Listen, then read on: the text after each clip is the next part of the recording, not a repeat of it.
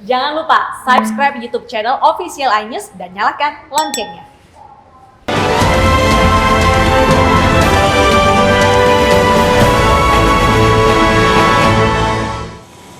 Pemirsa, ibu kota India New Delhi kembali memberlakukan lockdown selama 6 hari mulai Senin malam waktu setempat karena kasus harian COVID-19 di seluruh negeri mencapai rekor baru. Dan kasus positif COVID-19 aktif di negara tersebut melewati angka 15 juta.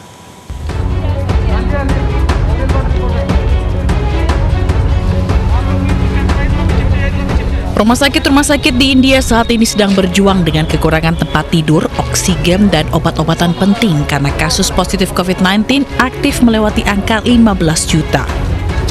Dengan angka itu, India menjadi negara dengan kasus COVID-19 kedua tertinggi setelah Amerika Serikat.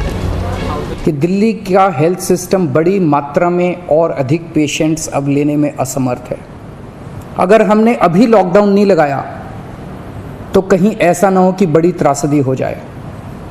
हम किसी भी हालत में दिल्ली को उस परिस्थिति में नहीं ले जाना चाहते जहां कॉरिडोर के अंदर पेशेंट्स पड़े हैं, सड़कों पे लोग दम तोड़ रहे हैं।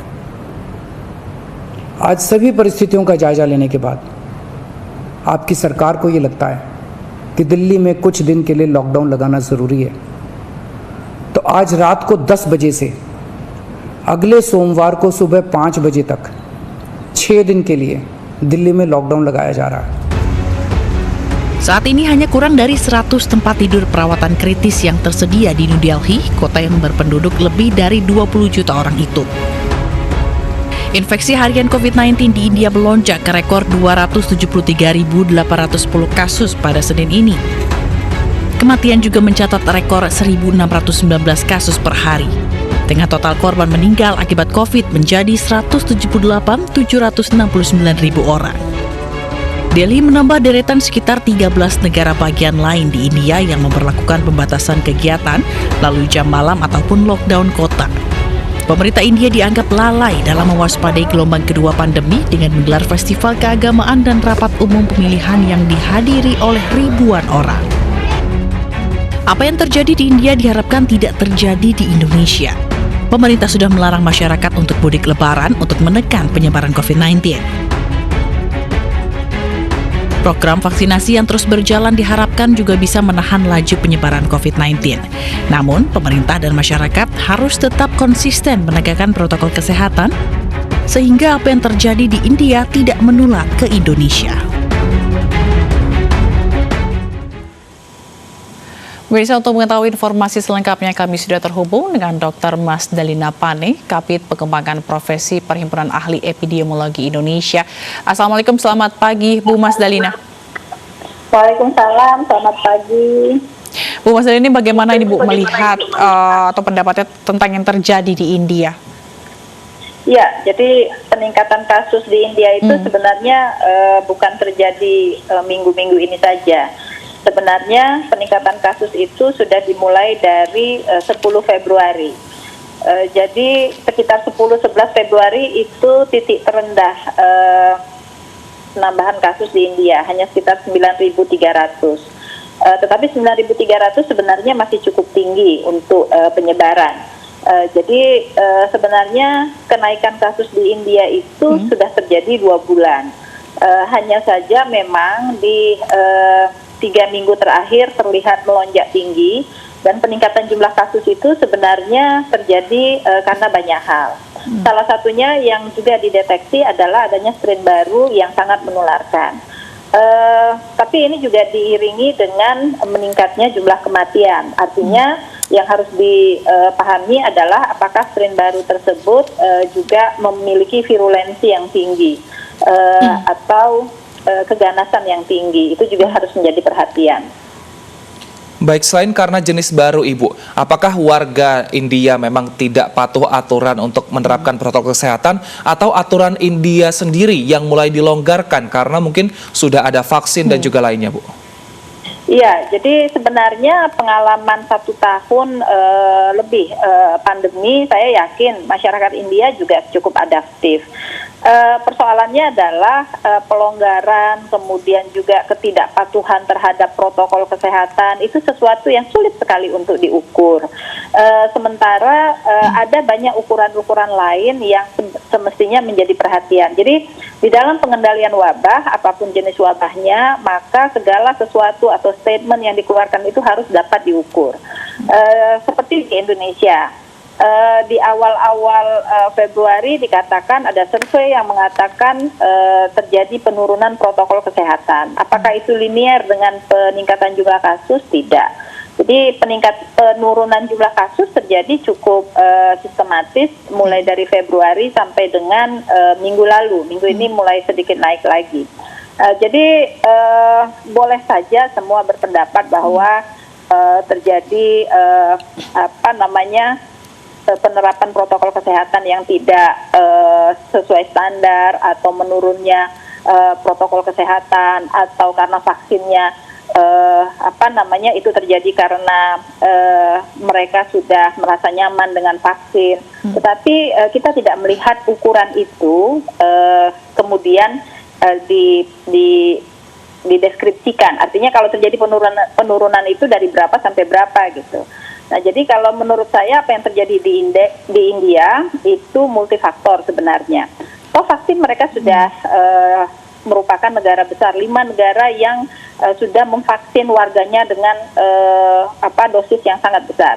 Jadi bukan warganya yang dosis, maksudnya jumlah penduduk yang divaksin itu sudah sangat besar, sekitar lebih dari 20%.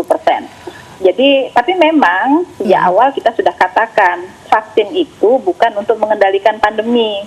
Belum ada historinya vaksin itu mengendalikan pandemi. Dia, apalagi vaksin emergency use.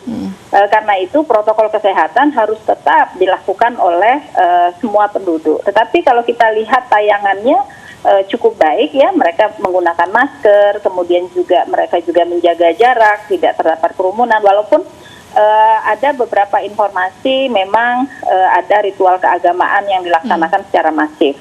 Nah, jadi kita berharap bahwa ini tidak akan terjadi di Indonesia, walaupun vaksin itu terus bertambah, tetapi protokol kesehatan juga harus tetap dilakukan oleh seluruh penduduk. Baik, lalu ini kalau melihat kan India juga sudah vaksin dan cakupan imunisasi di Indonesia juga baru sekitar 3% kalau nggak salah ya Bu ya, sama dengan India. Nah, ini selain tadi kita menjaga protokol kesehatan, apa yang harus dilakukan oleh Indonesia agar tidak terjadi seperti India?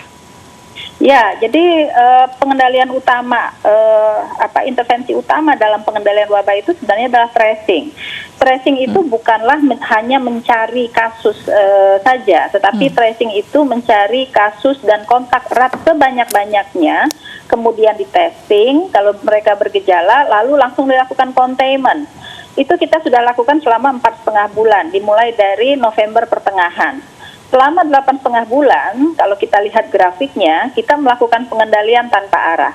Terus saja naik, walaupun semua statement berulang kali di media. Ada yang mempermasalahkan tentang protokol kesehatan, ada yang mempermasalahkan tentang vaksinasi dan lain-lain. Tetapi itu ternyata tidak mampu menurunkan jumlah kasus secara bermakna. Jadi di mudik tahun lalu juga ada PSBB, kemudian ada larangan mudik, kemudian juga kita untuk pembatasan mobilitas rasanya pemerintah sudah berkali-kali ada PSBB transisi, PPKM mikro, rem darurat dan lain-lain. Apakah itu semua mampu menurunkan kasus kita? Tidak. Saat ini testing kita menjadi semakin baik. Tracing sudah dilakukan 4,5 bulan dan kita sudah melihat hasilnya. Penurunan 12 minggu. Penurunan 12 minggu, tetapi tracing yang dilakukan itu terhenti di bulan April awal ya. Minggu pertama April masih ada, di minggu kedua itu sudah dialihkan kepada Babinsa Babin Kamtibmas, dan kita masih melihat ini mulai ada kenaikan dalam 1 minggu terakhir. Baik, seminggu terakhir saja sudah mulai ada penaikan, lalu bagaimana dengan acara yang akan kita hadapi bersama, Ibu? Ada Hari Raya Idul Fitri sekitar 2-3 minggu lagi, memang saat ini mudik sudah dilarang, namun ada tempat wisata yang masih buka. Apa yang harus dilakukan pemerintah kebijakannya agar tidak meningkat angkanya saat Lebaran ini? Ya, sebenarnya yang harus dilakukan mudiknya sendiri, perjalanan mudiknya mungkin tidak berbahaya, tetapi apalagi kalau dia menggunakan transportasi yang resmi, karena saya yakin transportasi yang resmi ini menerapkan protokol kesehatan. Nah, yang menjadi persoalan adalah ketika niat masyarakat mudik, tapi kemudian mereka tidak menggunakan transportasi publik yang resmi, mereka menggunakan transportasi yang alternatif gitu ya, yang bisa masuk ke jalan-jalan kecil. Sebenarnya yang jadi persoalan kita adalah protokol kesehatan di tempat mudik, termasuk juga tempat wisatanya.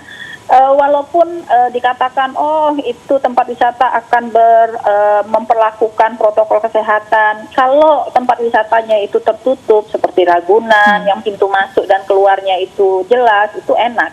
Kita bisa hitung kebutuhan kapasitasnya. Tapi bagaimana dengan pantai yang sepanjang garis pantai Indonesia ini, apakah mampu kita mengukur protokol kesehatan di sana?